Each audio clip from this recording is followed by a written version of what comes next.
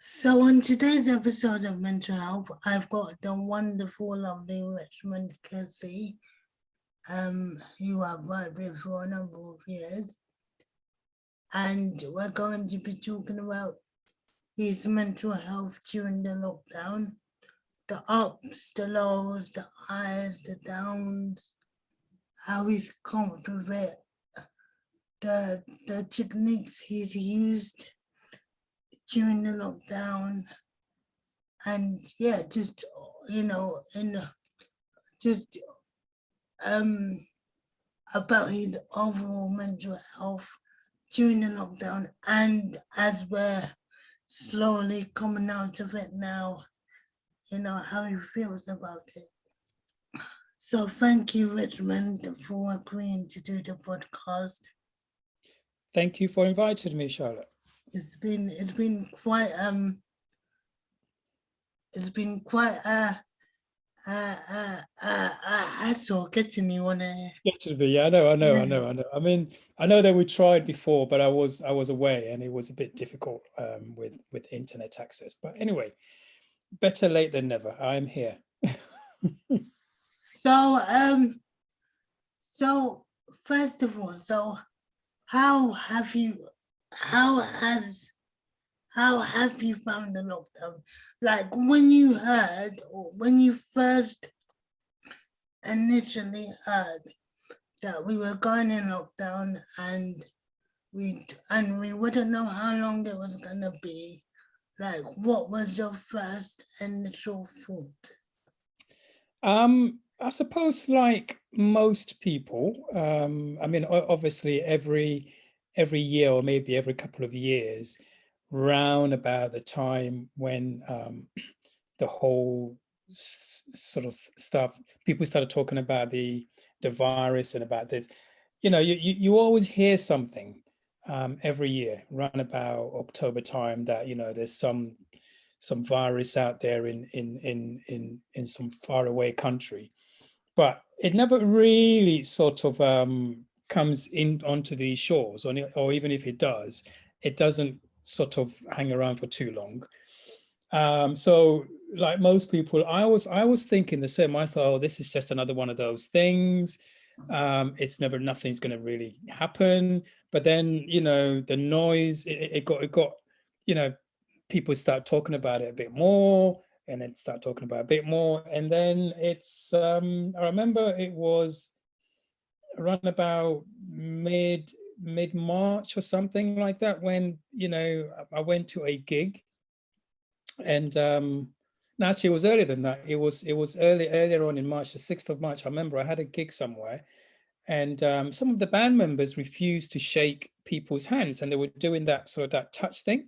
Oh, And the I'm thinking, elbow. whoa, yeah. And I was just thinking, whoa, this is just getting a little bit out of hand. I actually thought they were being a bit unreasonable. I thought they were being quite wicked. And I actually went and found one of the people that they refused to shake their hand, and actually shook these people's hand. So I think it was the 15th of March, when I got a call from my manager Yeah, that, we are working from home. And I just thought, what do you mean we're working from home? This thing is just going to come in and really sort of, it's not going to make any massive different. impact. Yeah, And so, I think I was just saying that because I actually hate the idea of working from home. I just like my home and my work to be sort of separate. So when they said we're working from home, I thought, okay, right. I mean, hopefully it's not going to last for too long. Maybe, a couple of months or something like that, and it would be things will get back to normal. And I must admit, if I'm being really honest, I actually did enjoy the first lockdown. I really did enjoy it, because it was sunny. I didn't have to go to work. I didn't have to commute to work. That is, I can have lunch in my garden. And like I said, it was sunny. So, you finish work early, you go and you sit in your garden, you catch the yeah. rays. I was quite happy with it until maybe about 2 or 3 months into it, and I was like, okay, hang on, this is getting a little bit serious here. And obviously by then the death rates were kind of rising, and Rising. infection rate was rising. and then you kept hearing of friends that you knew who were getting COVID, and suddenly this thing started getting a little bit closer to home. You know, it wasn't this thing that was happening in another country. It was actually happening closer to home. So I did start getting a little bit anxious, to the point that I think I seem to remember there was one period where for 9 days I actually did not leave my house. I did not open my door to anybody. I didn't. I mean, if you know, if the postman delivered something, I would wear gloves, pick it up, you know, put it out in the, no, I was first of all kind of find some disinfected, what do you call it, tissues, Wipe. wipe it Yeah. clean, and then put it away somewhere for three days. I mean, I did get really, really paranoid during those 9 days. And then I suddenly just thought, you know, hang on a minute, this is not doing you any good. You can't sort of continue not having any contact with human beings. Um, and that's when I just sort of thought, okay, it's kind of it's serious than I thought it was going to be, and therefore I need to kind of try and find out how I am going to actually sort of cope with it. So yeah, I mean, initially I didn't take it serious, but later on, I did sort of take notice. So, like, in terms of, because as you said, you're a musician, you know, you love to, you know, you're in a band, you play musical instruments, you're, you know, a lead singer. So, will it keep to the fact that you can't perform with your bandmates? You know, they've started closing all the music venues that you used to perform at. Mm. How did that affect you mentally? Like not knowing that you can't go to your gigs, you can't perform at your gigs, you know, all the people that used to come to your concerts Mm. and listen to your music live, they're no longer there. Now you have to do it like digital, digital, Yeah. digitally. Like how is that? How did that affect you mentally? Yeah, I mean, I think as any musician or as any performer, you sort of you need the feedback from the crowd, whatever it is you're doing, and especially with being in a band and playing in clubs and festivals, you like to see people responding to your Yeah, music. And for me, the idea that suddenly, you know, I had no idea when I was going to be able to do that again, um, it kind of it knocked me down for six. It really did knock me down. Um, not that I need, not that I need sort of the like audience. when you said sorry, when you said it knocked you down, like did you get it? Did it get you to a stage where you're like, oh my god, like I'm thinking of depression. Like did it get you into that depressive state? Like, oh my god, like how am I gonna survive without? Yeah, yeah. I mean, to a certain extent, it did get me. Like I said, I was down for a little bit, and not. I wouldn't say I was suicidal as a result of it, but Yeah, I was definitely depressed. It did depress me, and I had to really sort of dig very deep into myself to kind of drag myself out of it.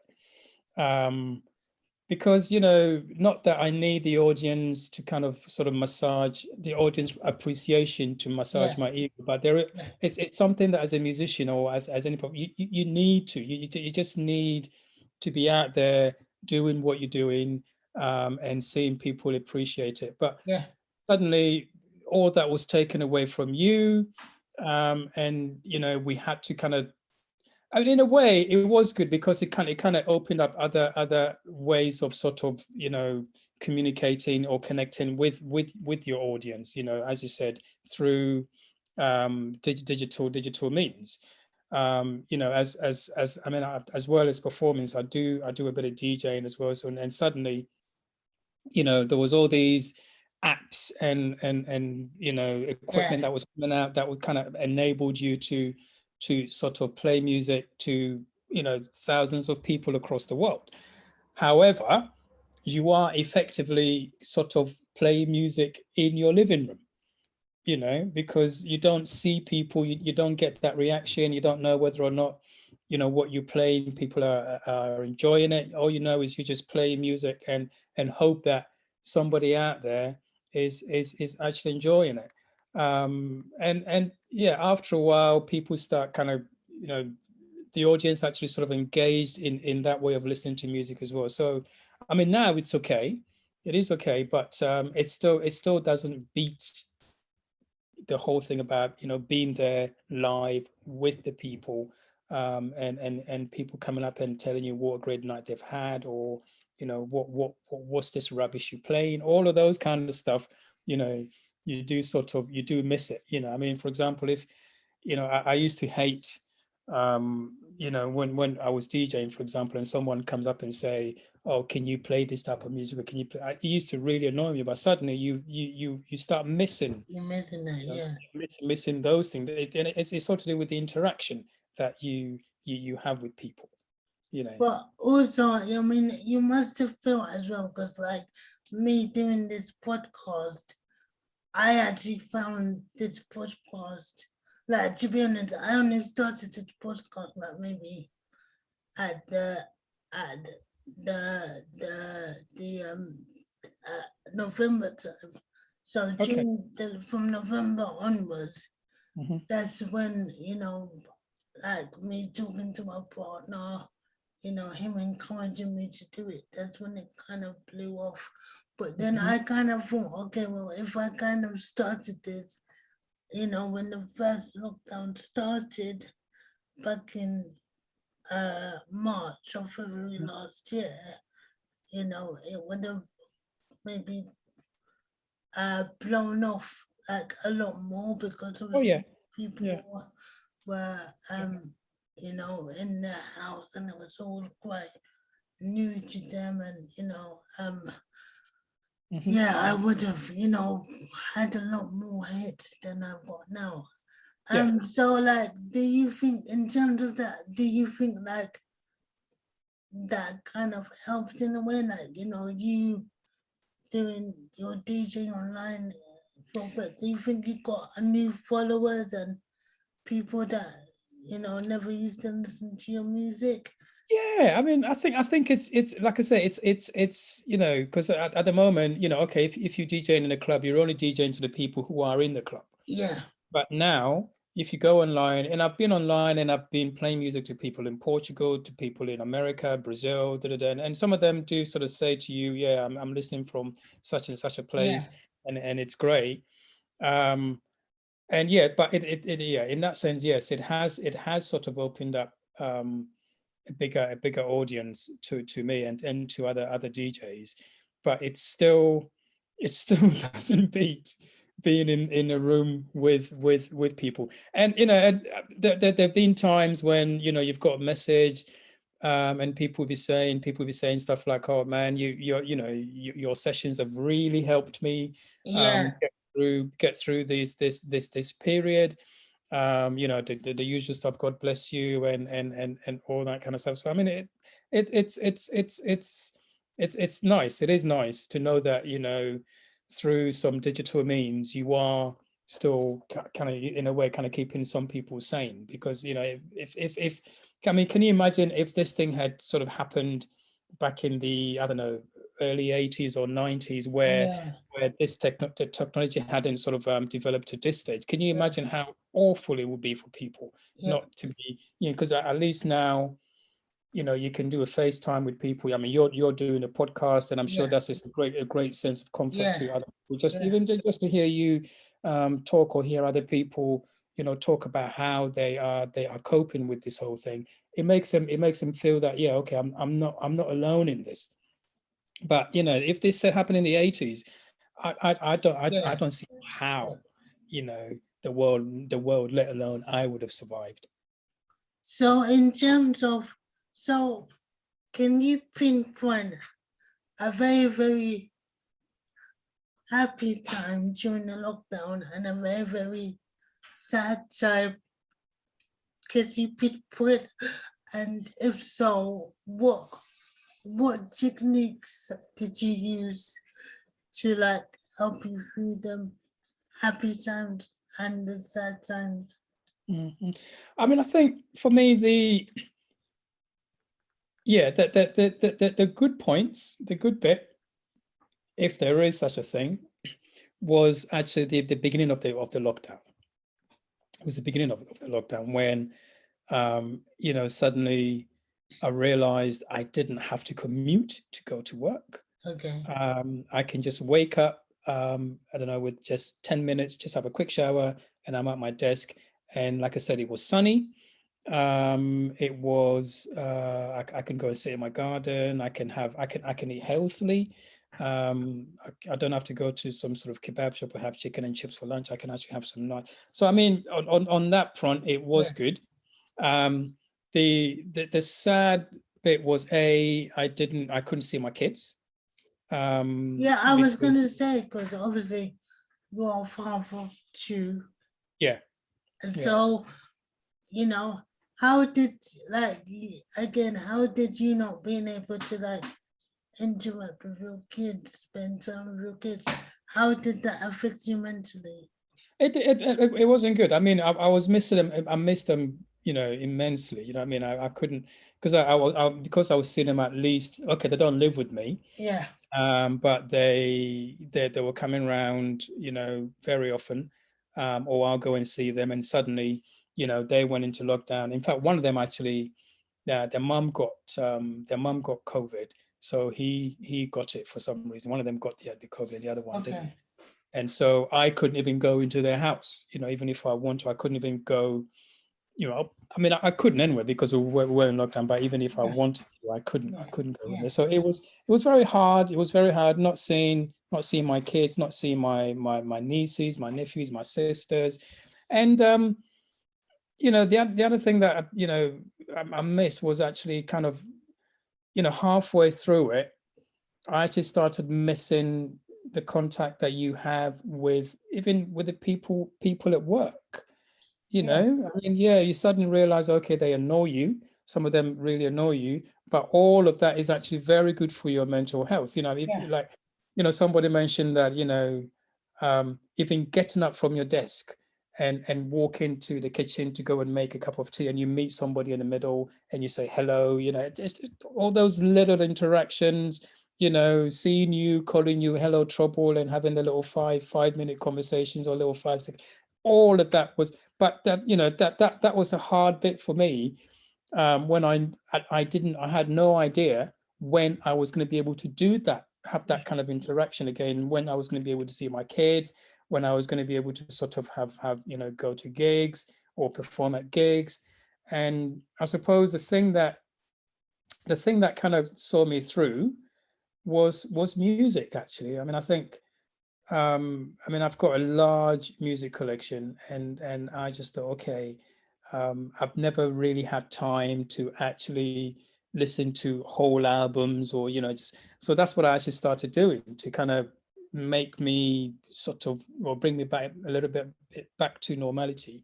Was I actually started listening to a lot of music, playing a lot of music, and I suppose also composing, and also thinking about how I could do things different, in terms of music writing, and sort of reaching out to people, and even sort of communicating with my kids and stuff like that. Suddenly, we were kind of talking on Zoom, and having Zoom parties with them, and other members of the family and stuff like that. It was that kind of, it wasn't the same. Like I say, it's never going to be the same as yeah, being in the same room as them. And then when things were kind of kind of eased a little bit, and then you see them, you couldn't really hug them. That was also very difficult, because you see them, and normally you see them, you give them a little hug, you give them a yeah. little pat on the back. You couldn't do that, and that was also very, very difficult. But I suppose kind of seeing them was enough. But the thing that really helped me through it all was music. It was music. So here's another question I want to ask. So as a Black man, Hmm. why, in your opinion, why do you think it is especially difficult for Black slash Asian men to talk about their mental health? Because it's not something that is sort of talked about in the home. I mean, if you as a Black man, you're always taught to be, you've got to be strong. You can't be seen to be weak in any way. And admitting to the fact that you may be sort of mentally a little bit fragile is admitting to the fact that you're not that strong. And I mean, I'm from Ghana, and in Ghana, mental health is not something that's talked about. It isn't something that's talked about. It's not something that there's no services for it. If you kind of say anything about being depressed or something like that, you're told you can just kind of pull yourself down. What kind of a man are you? It's just, it's you're basically you're made to feel as if you're talking nonsense. Nobody's got the time to listen to. And so we kind of, well, some of us anyway, grow up with that kind of sort of mentality kind of ingrained in us. So it's very, very difficult for us to, to kind of talk about it. If in some circles, if you say anything about having mental illness, rather than kind of seeking, kind of trying to get you professional help, they'll take you to the church and say you've been possessed by the devil or possessed by some kind of evil thing or something like that. And then, they get the churches to kind of start praying for you. And if it doesn't work, then you'll suddenly, devil, all kinds of stuff comes in there. So I think that there's all of that. There is that, plus the fact that we taught to be strong, not to show that, show our fragile side.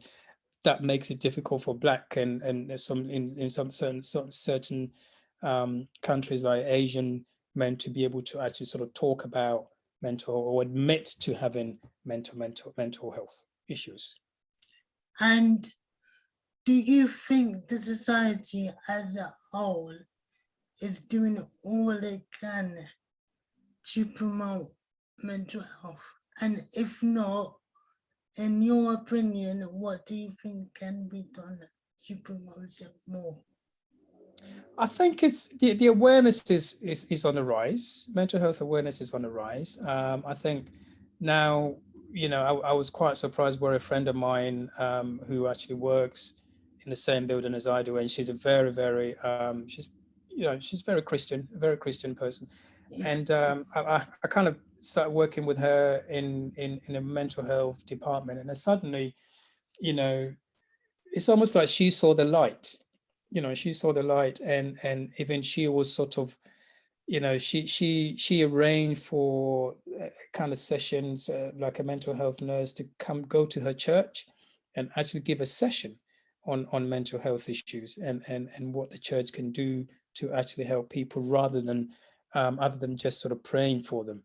So I think the awareness is definitely on the rise, and I do think the more we talk about it, not just within the Black, the Black community, but as society as a whole, the more we talk about it, the more you get more, I suppose, kind of famous people or well-known people actually admitting to the fact that yes, I too suffer from mental illness. The more easily it will become for other individuals in society to kind of to talk about it. And also, I mean, in schools as well. I mean, that's probably